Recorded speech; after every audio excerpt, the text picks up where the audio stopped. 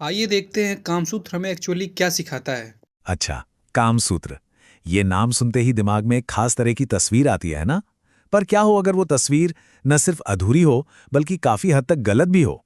तो चलिए, आज इसी प्राचीन ग्रंथ के पन्ने पलटते हैं और उस हकीकत को जानते हैं जो इसकी मशहूरियत के पीछे कहीं खोसी गई है।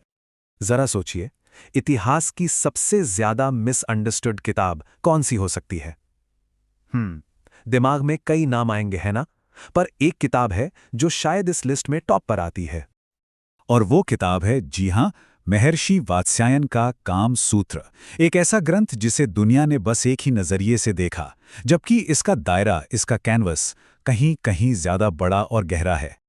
तो फिर तैयार हैं इस आम धारणा से आगे निकलने के लिए? चलिए, सफर की शुरुआत ठीक वहीं से करते हैं जहां ज्यादातर लोगों की सोच आकर रुक जाती है। हमारा पहला पड़ाव है शयन कक्ष से परे। ये जो सामने दिख रहा है ना, ये एक झटके में पूरी कहानी पलट देता है।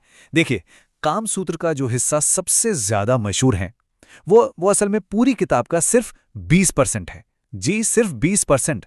बाकी का जो 80% है, वो तो जीवन जीने की कला, सोशल एटिकेट और एक कामयाब जिंदगी कैसे जी जाए, इन सब रहस्यों से भरा पड़ा है। तो सवाल ये उठता है कि भाई, अगर ये सिर्फ एक सेक्स मैनुअल नहीं है, तो फिर आखिर है क्या? वात्स्यायन असल में कहना क्या चाहते थे? इसका जवाब छिपा है जीवन के 3 लक्ष्यों के फलसफे में। देखिए, कामसूत्र सिर्फ एक इच्छा या प्लेजर के बारे में नहीं है। ये एक बैलेंस्ड और कंप्लीट जिंदगी के बारे में है। एक ऐसी जिंदगी जो 3 मजबूत पिलर्स पर टिकी हो। तो पहला पिलर है धर्म। धर्म का मतलब नैतिक और जिम्मेदार व्यवहार। मतलब एक ऐसी जिंदगी जीना जिसमें सही और गलत की समझ हो। ये एक अच्छी जिंदगी की बुनियाद है, फाउंडेशन है।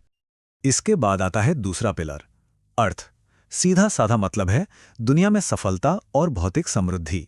अपना करियर बनाना, पैसे कमाना, समाज में एक जगह बनाना, ये सब इसमें आता है। और ये चीज जिंदगी को एक तरह की स्टेबिलिटी देती है। और फिर आता है तीसरा पिलर, काम।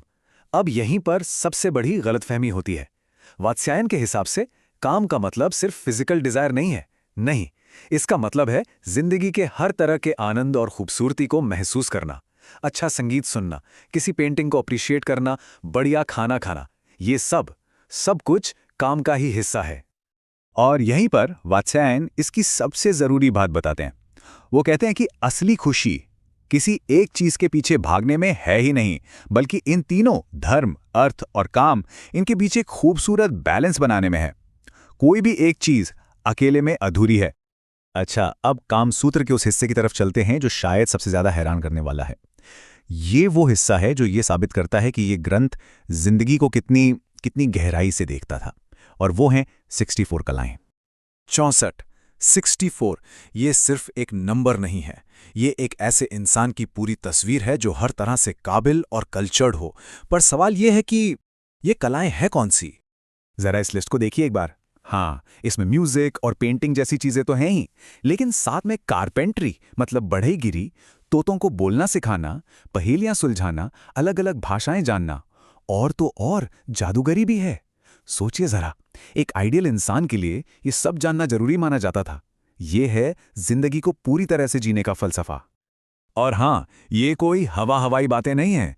स्क्रीन पर जो दिख रहा है वो ओरिजिनल संस्कृत टेक्स्ट का ही एक हिस्सा है, जहां इन कलाओं का बाकायदा जिक्र किया गया है। ये इस बात का पक्का सबूत है कि कामसूत्र का मकसद एक ऐसा इंसान तैयार करना था जो जिंदगी के हर पहलू में, हर रंग में माहिर हो। तो सवाल ये है कि भाई, ये किताब आखिर लिखी किसके लिए गई थी? वात्स्यायन का आइडियल रीडर कौन था? इसका जवाब है नागरिक, मतलब एक आदर्श शहरी नागरिक। ये नागरिक कौन है? ये एक पढ़ा लिखा, आर्ट लवर, सोशल और बहुत ही सोफिस्टिकेटेड शहरी इंसान है। तो कामसूत्र असल में इसी आइडियल इंसान के लिए एक लाइफस्टाइल गाइड की तरह है। तो इस नागरिक का एक दिन गुजरता कैसे था? चलिए देखते हैं। सुबह की शुरुआत होती थी खुद को संवारने से, ग्रूमिंग से। दोपहर का वक्त होता था आर्ट्स, लिटरेचर और अपने शौक पूरे करने के लिए। और शामें शामें सजती थीं गोष्ठियों में, मतलब ऐसी सोशल गैदरिंग्स जहां म्यूजिक, पोएट्री और गहरी इंटेलेक्चुअल बातें होती थीं।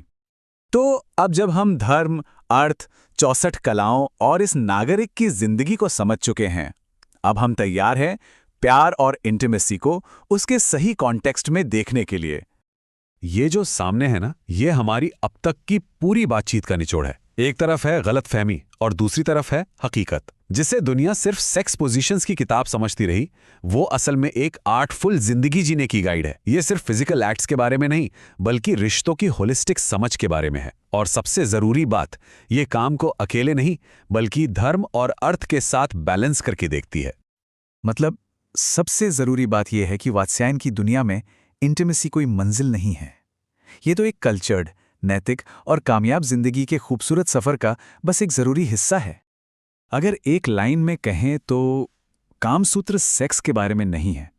ये इस बारे में है कि अपनी जिंदगी को इतनी खूबसूरती और हुनर के साथ जिया जाए कि वो जिंदगी खुद एक मास्टरपीस, एक कलाकृति बन जाए। और यहीं पर एक सवाल छोड़ जाता हूं सोचने के लिए। आज की इस भागदौड़ भरी दुनिया में, जहां हम अक्सर छोटी छोटी फ्लीटिंग प्लेजर्स के पीछे भागते हैं, वहां जिंदगी को एक कला की तरह जीने का ये प्राचीन नजरिया हमें क्या सिखा सकता है?